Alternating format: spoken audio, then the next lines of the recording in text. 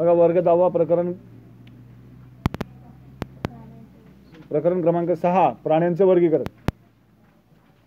याच्यामध्ये रंध्रीय प्राणी संघ फायलम पोरीफेरा. आता या शब्दाच्या नावावरून आपल्याला लक्षात येईल प्राणी रंध्रीय प्राणी संघ. रंध्र म्हणजे छिद्र किंवा इंग्रजीमध्ये पोरस या शब्दाचा अर्थ सच्छिद्र असा होतो. पोरस या शब्दाचा अर्थ काय होतो? म्हणून त्याला रंध्रीय प्राणी संघ किंवा फायलम पोरीफेरा असं म्हटलं जातं. काय म्हणतात? रंध्रीय प्राणी संघ किंवा फायलम पोरीफेरा. आता हे सर्वात साध्या प्रकारची रचना असलेले प्राणी आहेत.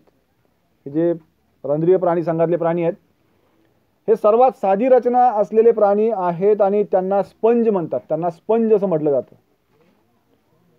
का तर त्यांच्या शरीरावर असंख्य छिद्रे असतात. त्यांच्या शरीरावर असंख्य अशी छिद्रे असतात आणि त्या छिद्रांना ऑस्टिया आणि ऑस्क्युला असं म्हटलं जातं. ऑस्टिया आणि ऑस्क्युला.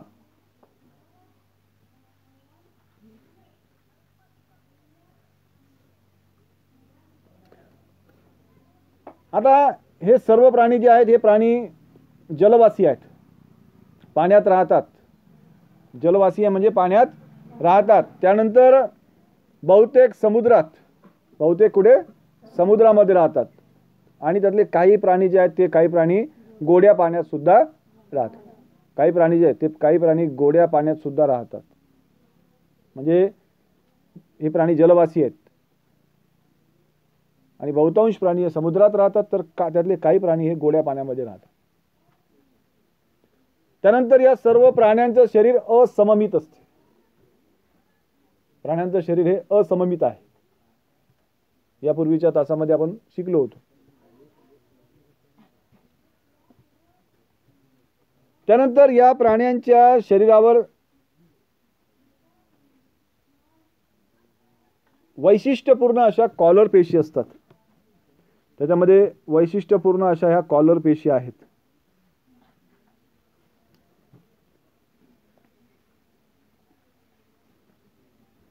आणि त्यांच्या या कॉलर पेशींच्या मदतीने हे प्राणी पाणी प्रवाहित करतात. लक्षात ठेवा, या कॉलर पेशींच्या साहाय्याने हे प्राणी पाणी प्रवाहित करतात. या पाण्याचा प्रवाहाचा किंवा पाणी प्रवाहित करण्याचा त्यांना काय फायदा आहे ते आपण पुढच्या मुद्द्यामध्ये बघणार आहोत. तत्पूर्वी एवढं लक्षात ठेवा की या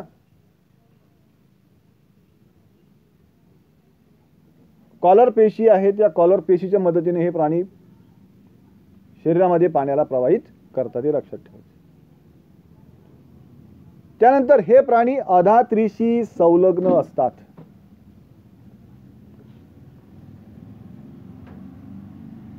आणि म्हणून त्यांचं प्रचलन होत नाही. ते एका ठिकाणून दुसऱ्या ठिकाणी जात नाहीत. ते लक्षात ठेवा. त्यांना स्थानबद्ध प्राणी असं सुद्धा म्हणतात. सेडिमेंटरी ॲनिमल्स असं म्हटलं जातं. स्थानबद्ध प्राणी. का? तर हे प्राणी अधात्रीशी संलग्न असतात. हा सायकॉन स्पंज आहे. हा अशा प्रकारे स्थानबद्ध आहे आणि त्यामुळे त्याचं प्रचलन होत नाही. म्हणजे ते एका ठिकाणून दुसऱ्या ठिकाणी जात नाहीत. म्हणून त्यांना स्थानबद्ध प्राणी किंवा सेडेंटरी ॲनिमल्स असं म्हटलं जातं.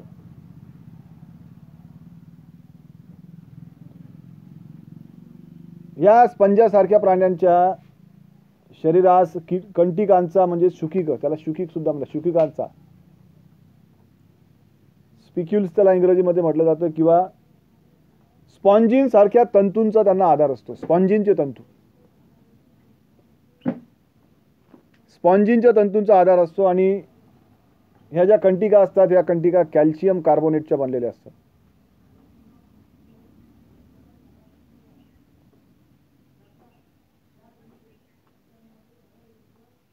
आता आपण सुरुवातीला म्हटलं होतं की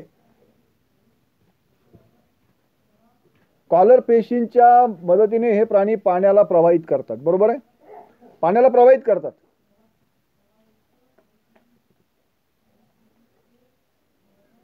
मग या शरीरात घेतलेल्या पाण्याचं काय करतात ते, पाण्यातील लहान सजीवांचे जे लहान सजीव असतात शरीरात पाणी घेतात, शरीरामध्ये पाण्यामध्ये जे लहान सजीव असतात आणि पोषक द्रव्य असतात, पोषक द्रव्य, या पोषक द्रव्याचं ते भक्षण करतात. शरीरामध्ये पाणी घेतलं त्या पाण्यामध्ये लहान सजीव असतात, त्यानंतर काही पोषक द्रव्य असतात, या पोषक द्रव्याचं ते भक्षण करतात. मग आता पाणी घेतात कुठून, तर पाणी या ऑस्टिया नावाच्या छिद्रापासून ते छिद्रामधून पाणी घेतात. ऑस्टिया नावाचे छिद्र जे आहेत तुम्हाला दिसतात आकृतीमध्ये, या ऑस्टियापासून ते पाणी आतमध्ये घेतात.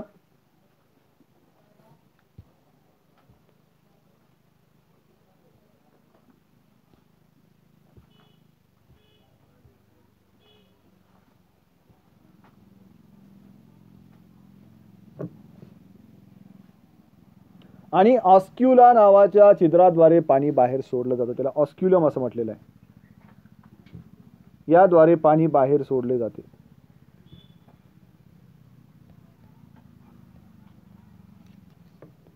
म्हणजे अशा प्रकारे ते ऑस्टियाद्वारे पाणी घेतात आणि ऑस्क्युलम किंवा ऑस्क्युलाच्या द्वारे पाणी बाहेर टाकतात आणि अशा प्रकारे मग ते भक्षण करतात, लहान सजीव असतील किंवा सूक्ष्मद्रव्य असतील. लक्षात आलं काय? त्यानंतर त्यांचं प्रजनन मुकुलायन या अलैंगिक पद्धतीने होत असते.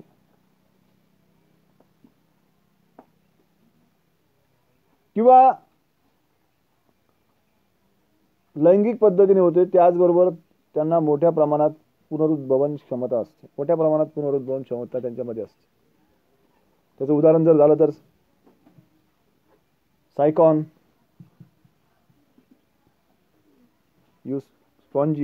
स्पॉन्जिला, त्याला युस्पॉन्जियाला आंघोळीचा स्पंज असं म्हटलं जातं. हायलोनिमा, युप्लेक्टेल्ला ही या रंध्रीय प्राणी संघातील उदाहरण आहेत.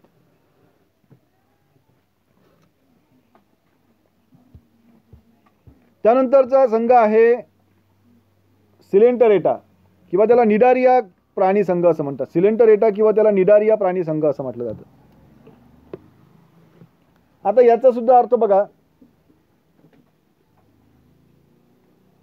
या प्राण्यांचा आकार जो असतो तो दंडाकृती असतो, छत्रीच्या आकाराचा असतो.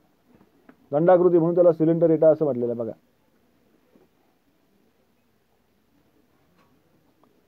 या प्राण्यांच्या शरीराचा आकार हा दंडाकृती किंवा छत्रीच्या आकाराचा असतो. बघा, तुम्हाला या ठिकाणी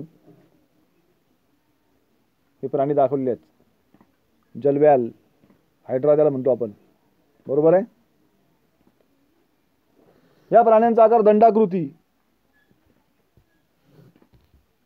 त्यानंतर छत्रीसारखा, छत्रीच्या आकाराचा.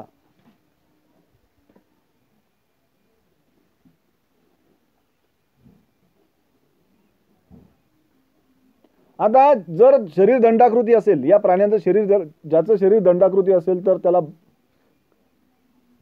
बहुशुंडक, आणि छत्रीच्या आकाराचे शरीर असेल तर त्याला छत्रिक म्हणतात. जे दंडाकृती असते, हे दंडाकृती जर का असेल तर त्याला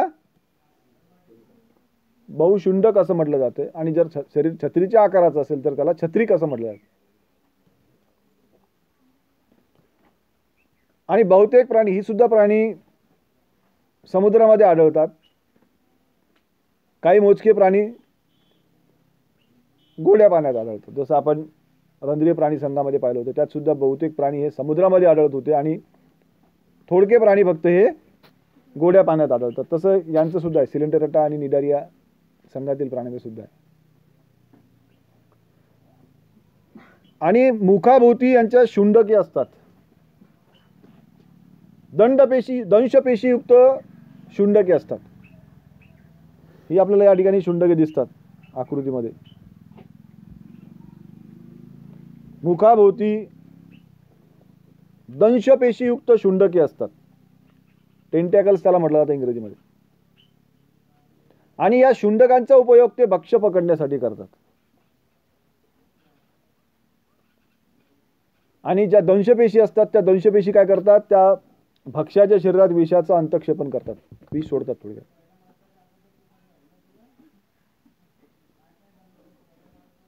आणि अजून एक उपयोग त्यांचा आहे की ते स्वतःच्या संरक्षणासाठी सुद्धा ते शुंडकांचा वापर करत असतात. बघा, शुंडकांचा वापर भक्ष्य पकडण्यासाठी होतो, दंशपेशीचा वापर भक्षक त्याच्या शरीरामध्ये विषाचं अंतक्षेपण करण्यासाठी, त्यानंतर संरक्षणासाठी त्याचा उपयोग होतो.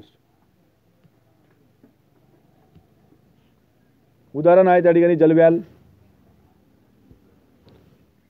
सी अनिमोन,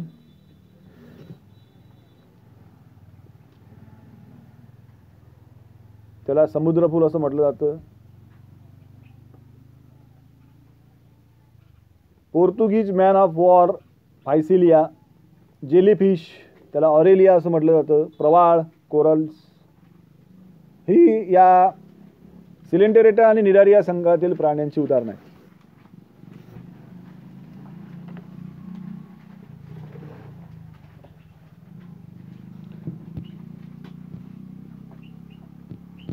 त्यानंतर चपट्या कृमींचा संघ, त्यानंतर काय आहे, चपट्या कृमींचा संघ, त्याला फायलम प्लॅटीहेल्मिंथिस असं म्हटलं जातं. चपट्या कृमींच्या संघाला काय म्हटलं जातं, फायलम प्लॅटीहेल्मिंथिस. आता या प्राण्यांचं शरीर सडपातळ आणि पानासारखे किंवा पट्टीसारखे चपटे असते, लक्षात ठेवा. सडपातळ शरीर आहे, पानासारखे असते किंवा पट्टीसारखे चपटे असते, म्हणून यांना चपटे कृमी असं म्हटलं जातं. यांना काय म्हटलं जातं, चपटे कृमी. आणि या प्राण्यांच्या संघाला सुद्धा चपट्या कृमींचा संघ म्हटलं जातं. कारण यांचा आकार कसा असतो, शरीर कसं असते, शरीर सडपातळ असते, पानासारखे असते आणि पट्टीसारखे असते, चपटे असते, आणि म्हणून यांना चपटे कृमी असं म्हणतात. आणि या संघाला चपट्या कृमींचा संघ असं म्हटलं जातं.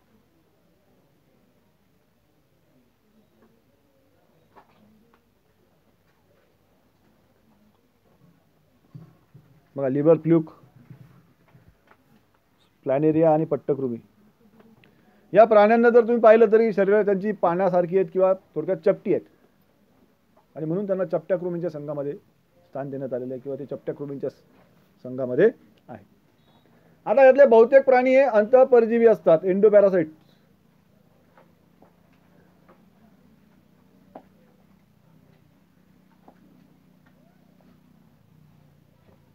शरीराच्या आत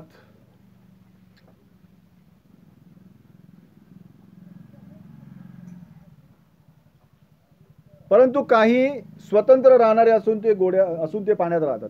स्वतंत्र राहणारे आहेत काही, आणि ते पाण्यामध्ये राहतात.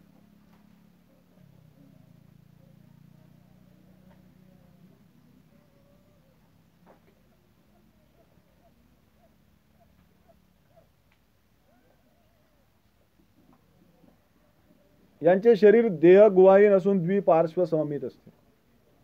शरीर देह गुहाहीन असते, आपण काल शिकलो देह गुहा कशाला म्हणतात.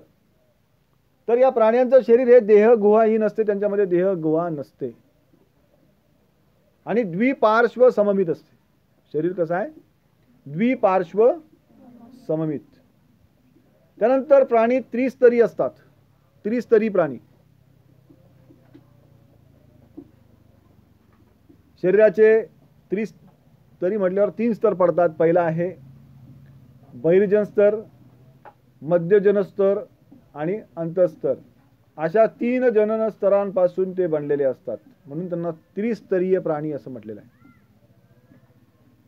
त्यानंतर हे प्राणी उभयलिंगी असतात, म्हणजेच एकाच प्राण्याच्या शरीरात नर आणि मादी या दोन्ही प्रजनन संस्था असतात. उदाहरणार्थ प्लॅनेरिया, लिव्हर फ्लूक, पट्टकृमी ही त्याची उदाहरणं आहेत. प्लॅनेरिया, लिव्हर फ्लूक आणि पट्टकृमी.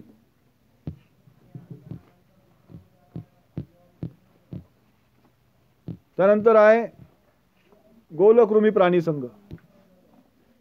आता गोलकृमी प्राणी संघामध्ये फायलम ॲस्केलमेंथिस असं म्हटलं जातं.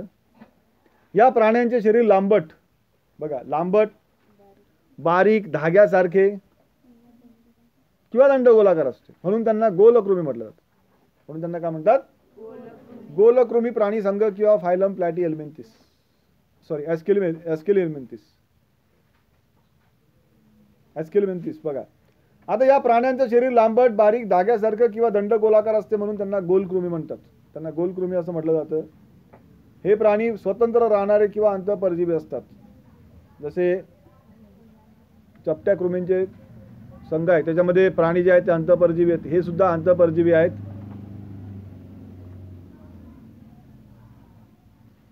स्वतंत्र राहणारे. त्यानंतर जलवासी म्हणजे पाण्यात राहणारे आणि भूचर म्हणजे जमिनीवर राहणारे. म्हणजे बघा हे प्राणी अंतःपरजीवी असतात. स्वतंत्र राहणारे प्राणी जे असतात ते जलवासी असतात किंवा भूचर असू शकतात. या प्राण्यांचे शरीर सुद्धा त्रिस्तरीय असते आणि त्यांच्या शरीरामध्ये आभासी देहगुहा असते. मात्र यांच्या शरीरामध्ये आभासी देहगुहा आहे. चपट्या कृमीमध्ये देहगुहा नसते परंतु यांच्यामध्ये आभासी अशी देहगुहा आहे. आपण काल शिकलो आभासी देहगुहा कशाला म्हणतात.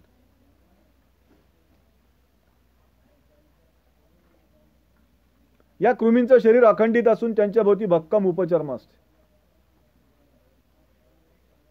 हे प्राणी एकलिंगी असतात. उदाहरणार्थ पोटातील जंत, हत्तीपाय रोगाचा जंत, डोळ्यातील जंत. पोटातील जंताला ॲस्केरिस म्हटलं जातं. हत्ती रोगाचा जंतू त्याला फायलेरिया वर्म म्हटलं जातं आणि डोळ्यातील जंत त्याला लोआ म्हटलं जातं. बघा अशा प्रकारे या प्राण्यांची रचना आहे. गोलकृमीच्या प्राण्यातील संघ जो आहे त्याच्यामध्ये हे मुख आहे, उत्सर्गी छिद्र आहे उत्सर्जनासाठी. त्यानंतर हे शेपूट आहे, जनन छिद्र. हा मादी जंत आहे. नरजंतामध्ये बघा मुख, उत्सर्गी छिद्र आणि हे शेपूट. हे गोलकृमी प्राण्यातील संघातील प्राणी आहेत.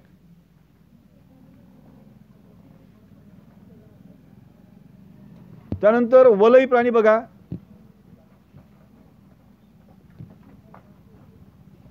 वलयी प्राण्यामध्ये हे जे प्राणी आहेत हे प्राणी लांबट दंडाकृती असून काळखंड म्हणजे खंडीभवन त्यांच्यामध्ये आढळते.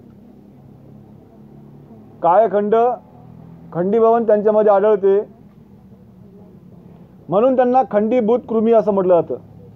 म्हणून त्यांना खंडीभूत कृमी असे म्हटले जाते. सेगमेंटेड वर्म्स त्यांना काय म्हटलं जातं? सेगमेंटेड वर्म्स असं म्हटलं जातं किंवा खंडीभूत कृमी असं त्यांना म्हटलं जातं.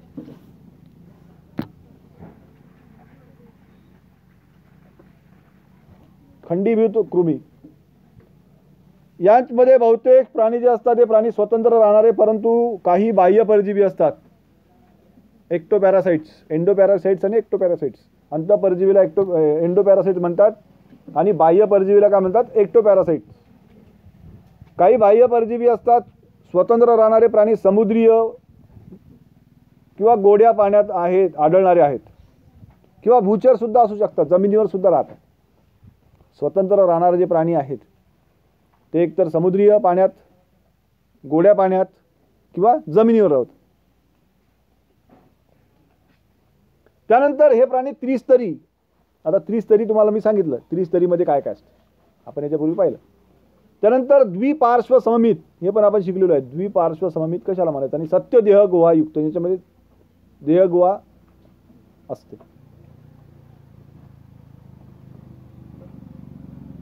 त्यानंतर यांचं प्रचलन होण्यासाठी दृढरोम किंवा परापाद किंवा चूषक यासारखे अवयव त्यांच्यामध्ये असतात. दृढरोम,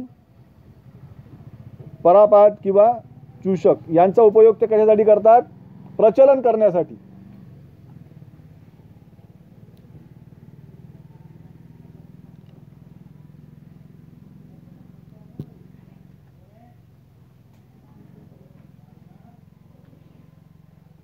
त्यानंतर यांच्या सर्वांगाभोवती विशिष्ट असे उपचर्म असते, त्याला क्युटिकल म्हणतात.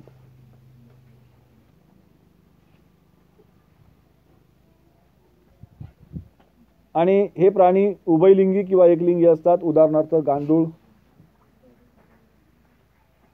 जळू, नेरिस हे तीनही प्राण्यांच्या या ठिकाणी आपल्याला आकृत्या दिलेल्या आहेत. गांडुळामध्ये बघा गुदद्वार, हे वेगवेगळे खंड त्याच्या शरीरावर असतात. आपण त्यांना खंडीभूत कृमी म्हटलेलं आहे. त्याच्यामध्ये छोटे छोटे खंड असतात. त्यानंतर प्रमेखला या ठिकाणी दाखवलेली बघा, व्यवस्थित लक्ष द्या.